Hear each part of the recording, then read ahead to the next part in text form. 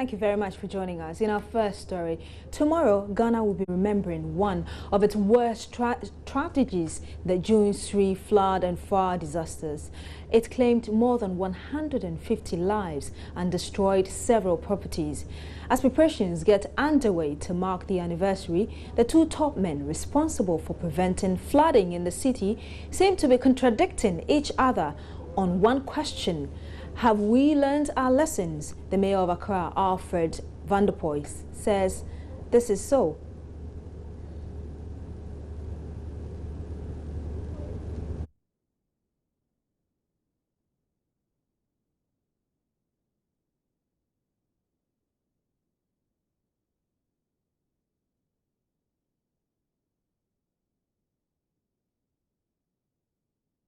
Mayor of Accra, Alfred Van der Poel, has given a strong word that this year, Accra will not see floods in the manner that resulted in the death of dozens across the capital, key among which is the twin disaster at the Kwame Nkrumah Circle. Mr. Van der Poel says he is sure the impact of the floods will be minimal this year because over the past, at least 40% of the projects required to solve flooding in the capital city have been completed. I am here this morning to report officially to you that Accra is standing better than the days of June 3rd. That the commitment to make sure that we remove all obstacles, the silt and dredge, the Kole and the Odo, to ensure water will flow whenever it rains in Accra, will continue and continue unabated. That is my assurance on behalf of government to the people of Accra and indeed the whole nation, that the people's capital is ever safe than before. You are witnesses to the fact that last week we had 3 or 4 days of severe rains and the city was able to withstand the circumstances and the aftermath of the rain. That is 40% of the work that needs to be done. Meanwhile, the CEO of the National Petroleum Authority has pledged to donate 1 million Ghana cedi to the Kolebu Burns Unit in lieu of the support it offered to victims in last year's disaster. Since after June 3rd, a lot of measures have been taken to make sure that we tighten the safety and integrity of our fuel stations, especially in crowded cities. Also, to solidarize with the situation that happened on June 3rd, the National Petroleum Authority has committed approximately 1 million cedis to refurbish the Burns unit in Kolebu, so that into the future, when we get burns, at least we'll get a place for treatment. AMA has set aside 3 days from Friday, June 3 through to Sunday for a commemoration of the June 3 flood and fire disaster with a lineup of activities where memorial service amidst other events will be used to commemorate the disaster.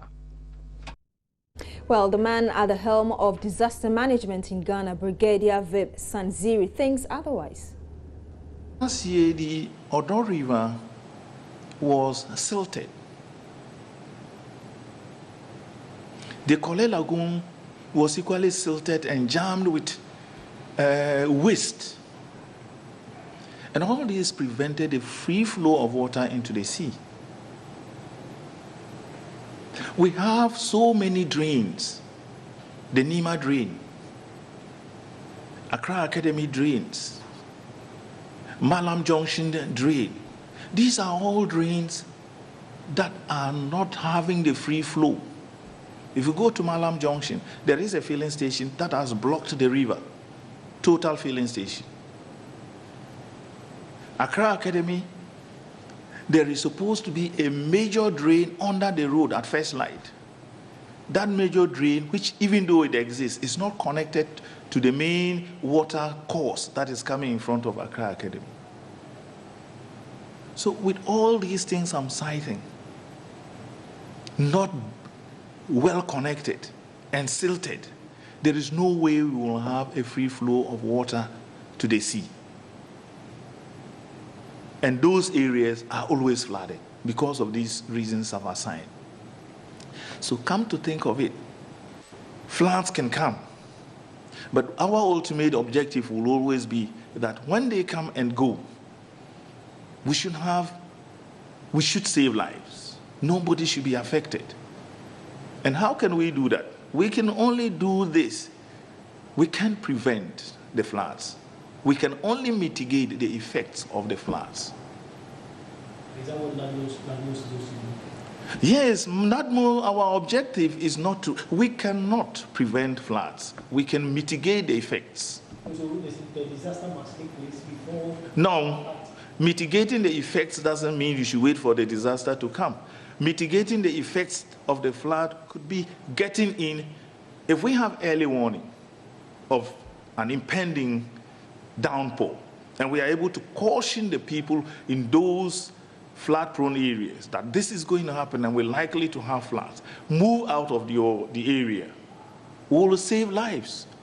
You don't have to wait till the disaster comes, the water floods the place before you move in.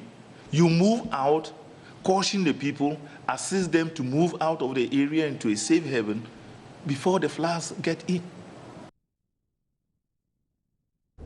Let's get an expert view on the development. Dr. Vincent Von Vojogba is with the Plant and Biology Department of the University of Ghana, and he joins me live on the line with some details. Good morning to you, sir. Thank you for joining us.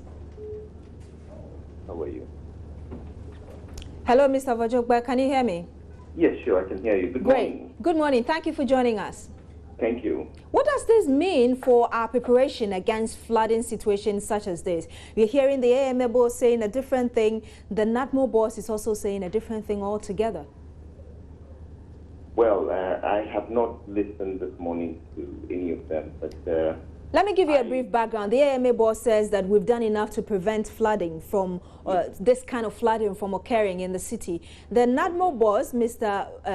Sanziri, says otherwise, that whatever problems there were that, caused the flooding to happen, these challenges are still there. Yeah, well, I want to believe that these are institutional matters. You certainly would agree with me that the NADMO is a relief unit, and they have a certain mandate to address issues on disaster when they do occur. And then you have the other units also responsible for ensuring what needs to be done so that we do not face these challenges. But you're talking about disasters, and some of these are natural occurrences. And so, yes, there could be attempts at trying to do what you call preparedness towards that, but in the event there is excesses, then one has to look at whether there is availability of resources to be able to address them. So one bigger umbrella, of course, has to give the necessary assurance, and the other also is thinking about the availability of resources and what it takes to be able to do what they have to do in times of disasters. Now, Mr. Vojogba, I know you have done some research into this kind of issue. What did you find in your research? Well, as an environmental person, I think that there have been many occurrences in terms of various natural disasters, from flooding to fires and what have you. I think that we are actually looking at what happened last year around this time when we had serious floods. And so, yes, we are facing situations of climate change, and climate change is creating excess floods in certain areas and droughty conditions in other areas. And so, yes, these are bound to happen, but the frequency with which they are happening needs to be looked at, and we need to have change in attitude towards addressing some of these problems. You will notice that Go ahead. time this happens, our major challenge as a country is whether we have our institutions are at work, and whether we have the money to be able to address them and address them rapidly as we face them. Now, you are saying that this can be attributed to climate change, but beyond the climate change and the kind of environment we find ourselves in, what do you think is contributing to this? Well, in last year's particular case, you would agree that there were also artisanal issues that were involved, people building in waterways that need to have been addressed. The institutions that matter looked on unconcerned at the time. So when the issues of heavy rainfall and heavy downpour occurred, we began suffering some of these outcomes. And so until our institutions are up to the task, and we do not use the laissez-faire approach, I believe that we'll be able to address some of these problems, because we are, per our region, we are not noted to have major events of disasters.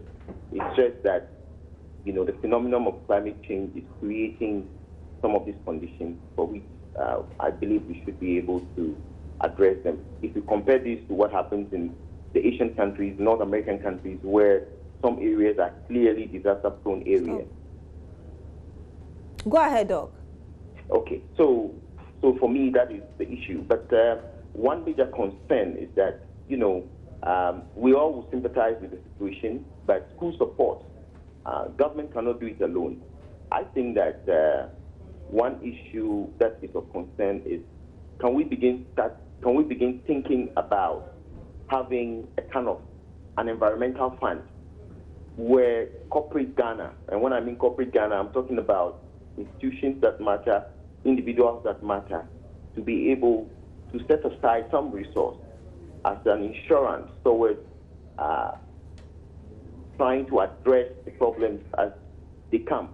You would agree with me that NADMO alone, when it happens, has to depend on resources. And if it is not budgeted for, where do you get that money to be able to do what you have to do?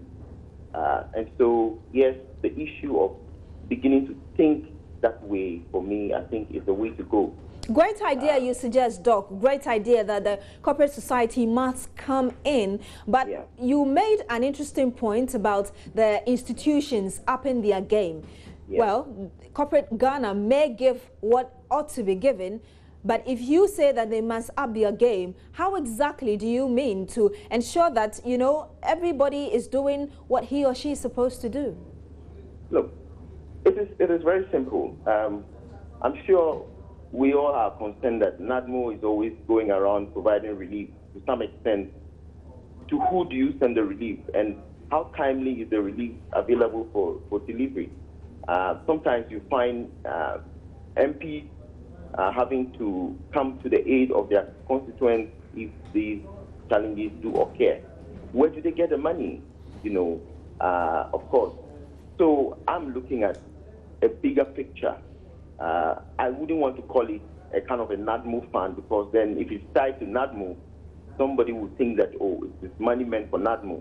But if it's an environmental fund, okay, we can have an oversight over it, have the modalities for doing so, and discuss it. How sure are you that this fund will be managed properly? Well, I think that we shouldn't start thinking very pessimistic, because the disasters are real, climate change is real, and we are concerned about climate change.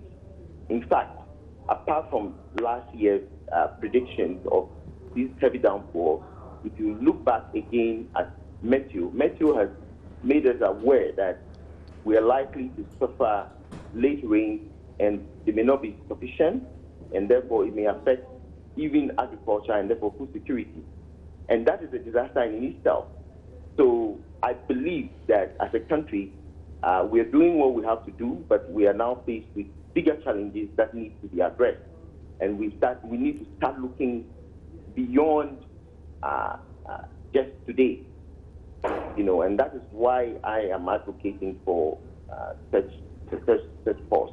Now, Doc, before we end this conversation, have you made your research available to the relevant institutions, and what has been the response? Well, I'm a lecturer with the University of Ghana. Researches are conducted every day by various many institutions. And I believe that it is until the problems arise, the entrepreneurs that matter don't begin to look at it. If you say research, Metro is always on TV informing us about what we should expect in terms of the spatial impact of climate on our environment. To what extent are we using these tools to help do the things we have to do right? I mean, Meteo would announce at one time what they read, and the same unit that run research also would gather this research, publish them. Apart from using them as scientific documents and for promotion, they are available for use. And so I wouldn't say per se for myself, my research is not available. It's available for consideration. Thank you. Because I know most units of the tertiary level are conducting research that perhaps are lying on the shelf. And so I believe that if the media, like you're doing now, begins to be more proactive and want to find out what is happening on the educational front, some of these can be teased out and then looked at. Wendy here. Thank you very much, Dr. Vincent Vojogbe. He is with the Department of Plant and Biology at the University of Ghana. Thank you for sharing your views with us on this particular subject. You're still here on News Desk on Joy News on Multi TV. Stay with us because we have more stories for you when we come back.